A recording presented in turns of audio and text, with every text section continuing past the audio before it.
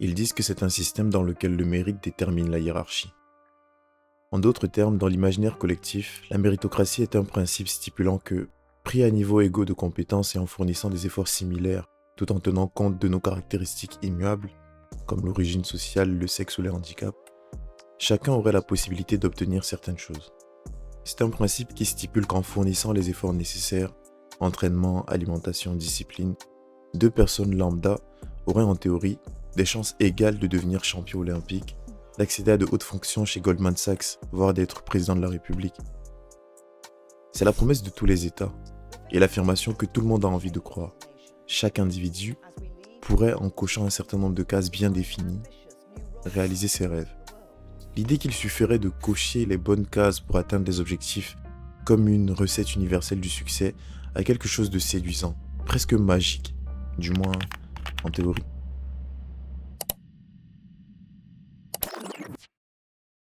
À une certaine époque, j'ai été parmi les cracks de ma classe. Je parle d'une époque bien lointaine, celle de l'école primaire, quand mes parents avaient suffisamment d'influence sur moi pour me forcer à faire des efforts. Et puis c'est passé. Je me souviens en classe de seconde, j'étais dans la pire des classes scientifiques. On était tellement problématique qu'à la fin d'année, près de la moitié de la classe était exclue à cause de résultats insuffisants ou des problèmes de discipline. Donc moi, je traversais avec une moyenne de 4,5 en physique, puis je me retrouve en première. Je vois certains de mes amis dans la meilleure classe de l'école et je me dis, pourquoi je n'ai pas fait ce qu'il fallait pour être avec eux? Je pense qu'à ce moment, je me suis dit qu'à l'avenir, je ferais tous les efforts qu'il fallait pour juste ne pas avoir de regrets. Du coup, après mon bac, je vais en prépa. Je me retrouve au milieu de vrais cracks. Des gens qui comprennent tout plus vite, plus facilement. On se pousse, on s'entraide, je fais de mon mieux. Mais mon mieux n'est pas assez. Et là, j'ai commencé à vraiment m'interroger sur ce sujet. Est-ce que je peux vraiment faire tout ce que j'ai envie de faire? Factuellement, je faisais des efforts.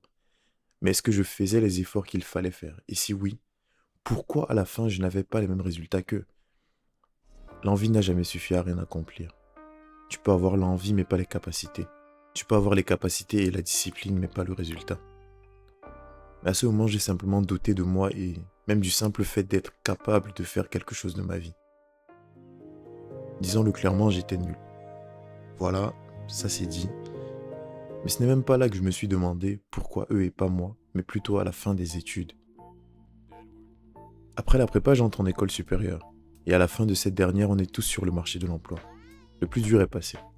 Là, je suis comme tous les autres, à peu près le même profil, parfois de meilleures notes, des expériences associatives. Je m'exprime pas trop mal, mais après des centaines de CV différents, nous Nous vous vous remercions remercions pour pour votre votre candidature, mais malgré toutes les des heures qualités et qu'elle des heures de présente, recherche, moi je n'ai pas le job que je veux. Et là, je me demande pourquoi. Pourquoi eux et pas moi? Ce que je veux dire, c'est qu'en fait, j'ai évolué avec des hauts et des bas, et quand je me suis retrouvé dans un environnement où il n'y avait a priori ni tête de file, ni fond du panier, je n'ai pas pu atteindre ce que d'autres, qui de mon point de vue n'avaient absolument rien de plus, ont pu atteindre. Je me suis demandé si les dés n'étaient pas un peu pipés. Nous venons tous de milieux différents, la naissance étant le premier hasard de la vie. L'idée de la méritocratie serait que dans l'absolu, peu importe ta naissance, tu pourrais prétendre aux mêmes objectifs que n'importe qui d'autre. Nous devons malheureusement écarter très vite cette définition car elle est tout bonnement impossible. Le cadre dans lequel on évolue dès le bas âge définit notre paradigme et nos perspectives. En France par exemple, il est possible d'inscrire ses enfants uniquement dans les établissements rattachés à la préfecture de notre ville de résidence. Si on considère l'Île-de-France, les meilleurs lycées et collèges sont pour la plupart dans Paris intramuros. Si on veut pouvoir inscrire son enfant dans l'une d'entre elles, le premier filtre est alors la capacité à se payer un loyer à 3 000 € par mois pour sa petite famille. Ce système a ses raisons d'être que nous n'allons pas discuter ici et il permet d'une certaine manière d'entretenir les classes sociales. Pierre Bourdieu a longuement étudié ces mécanismes dans La noblesse de l'État. Il montre que les grandes écoles françaises, censées récompenser uniquement le mérite et l'effort individuel, jouent en réalité un rôle de reproduction des élites sociales. Il explique que la sélection scolaire qui se présente comme la sanction du seul mérite est en réalité un processus qui consacre les privilèges sociaux. Loin de gommer les inégalités de départ, l'école les transforme en différences de talent ou de vocation. Les concours censés être neutres valorisent en fait les dispositions acquises dans les familles favorisées, l'aisance langagière, la culture générale, les codes complices. Par exemple, en étudiant l'École nationale d'administration, l'ENA, Bourdieu souligne que la majorité des élèves proviennent déjà de familles dotées d'un fort capital culturel et social, souvent passées par les mêmes classes préparatoires parisiennes. Autrement dit, ce que l'on prend pour une preuve de mérite individuel est en grande partie le produit d'une socialisation préalable. Des heures de lecture, de conversations familiales, de voyages et d'entraînement aux épreuves orales que n'ont jamais connu les élèves issus de milieux modestes. Pour Bourdieu, la méritocratie scolaire n'est pas un système juste, mais un mécanisme de légitimisation des hiérarchies existantes. Une manière de naturaliser la supériorité des classes dominantes en lui donnant les apparences de la justice. Le biais du système éducatif à ce niveau est absolument criard et ne nous permettrait pas de poursuivre notre réflexion. Alors penchons-nous plutôt sur les profils des meilleures écoles en question. Et c'est là que nous pouvons remettre sur la table le thème de la méritocratie. Prenons 20 personnes au profil équivalent et aux compétences égales. 20 personnes qui veulent toutes devenir associées de chez McKinsey. Des étudiants d'HEC, de l'ESSEC qui, à terme, auront reçu les meilleurs enseignements en finance de marché, réalisé les stages dans les 5 plus grandes banques européennes et construit un CV en béton. Chacun d'eux a donc une sorte de checklist assez claire pour accéder à ce poste et se sent tout autant légitime que les autres.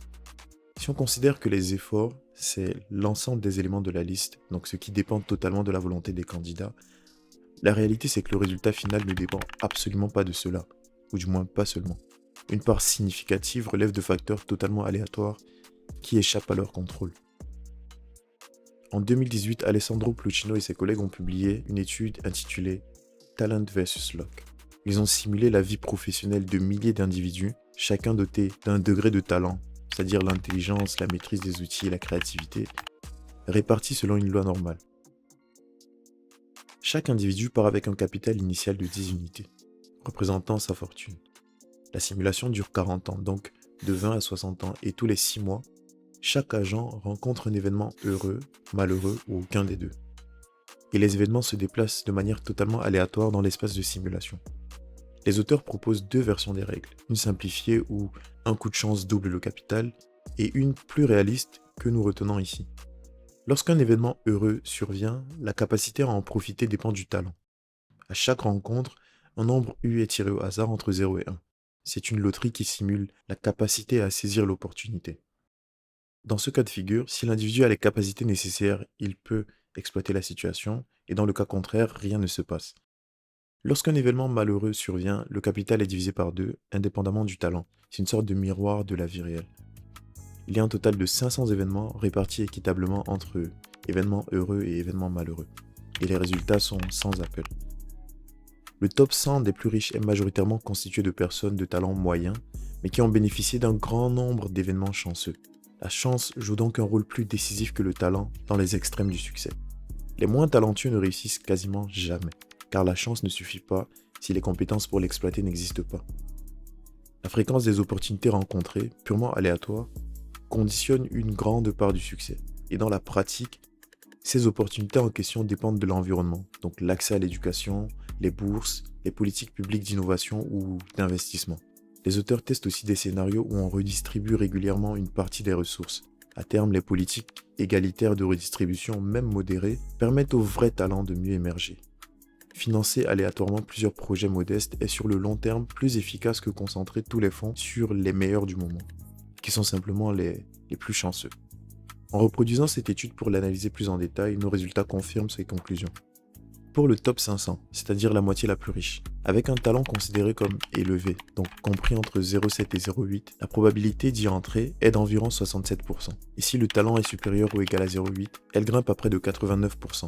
Autrement dit, avec un talent élevé mais pas exceptionnel, tu as environ 2 chances sur 3 de finir dans la moitié la plus riche. Et avec un talent très élevé, 9 chances sur 10.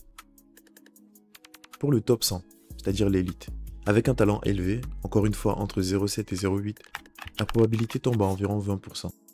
Et même avec un talent supérieur à 0,8, elle n'est que de 31%.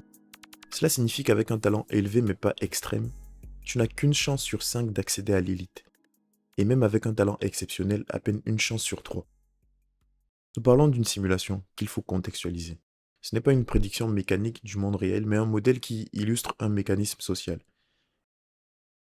Elle rejoint d'ailleurs les conclusions d'autres chercheurs, Robert Frank dans Success and Luck, où il insiste sur le rôle crucial du hasard dans les grandes réussites, de Daniel Kahneman, qui a montré combien nos jugements et trajectoires sont influencés par des événements totalement fortuits. Ou encore Thomas Chamorro Primožič qui a documenté la surestimation du talent par rapport au rôle des circonstances. Tout converge vers une même idée. Le talent compte, mais la chance pèse lourdement, et surtout au sommet. J'ai dit un peu plus tôt qu'en ce qui concerne mon parcours, en sortie d'école, on avait en apparence tous des profils identiques. Je n'étais ni nanti, ni un profil supérieur à la moyenne, j'étais la moyenne. Et peut-être que je n'avais pas conscience des inégalités silencieuses qui résultent des conditions initiales de chacun d'entre nous. Quand j'y repense et quand je tiens compte de tout ça, de Bourdieu, de Plutchino, j'ai l'impression de me trouver des excuses.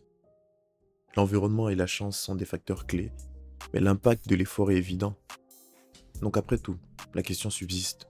Pourquoi eux et pas moi? D'un côté, il faut juste accepter que dans un sens, ils ont été meilleurs que moi. C'était le cas à cette époque et ça sera encore le cas à bien des moments. La réussite des autres n'occulte pas mes efforts mais souligne les leurs ainsi que leur chance, dans des proportions que je ne saurais jamais. C'est indispensable d'étudier, tenir compte et d'agir si possible sur les facteurs sociaux permettant de pallier les inégalités. Mais il y a des contextes où, étant donné l'omniprésence du hasard, il faut peut-être accepter l'incertitude et faire de son mieux pour maîtriser la part de notre avenir qui est entre nos mains. Le mérite existe, car aucune réussite ne survient sans effort, quand bien même il est embrumé par le hasard. Le hasard ne favorise que les esprits préparés. La chance et lui sont des variables qu'on pourrait considérer comme absolues ou divines, étant donné qu'on n'a aucune maîtrise sur elles. Mais il est certain qu'elles ne surviennent que dans des environnements propices à l'épanouissement de certains talents. La chance n'existe que lorsqu'elle est saisie. Sinon, personne ne la voit et personne ne sait qu'elle a été là. Et le mérite compte, parce que c'est bien l'effort ou la préparation qui permettent de la saisir, ou du moins d'en tirer parti. Épictète l'a dit avant moi et mieux que moi. Il faut donc oublier cet absolu et agir sur ce qui dépend de nous. À moins qu'il soit simplement possible de provoquer ou de contrôler la chance. Merci de m'avoir écouté jusqu'ici. N'hésitez pas à me dire ce que vous en pensez en commentaire et encore une fois, on se dit à très vite.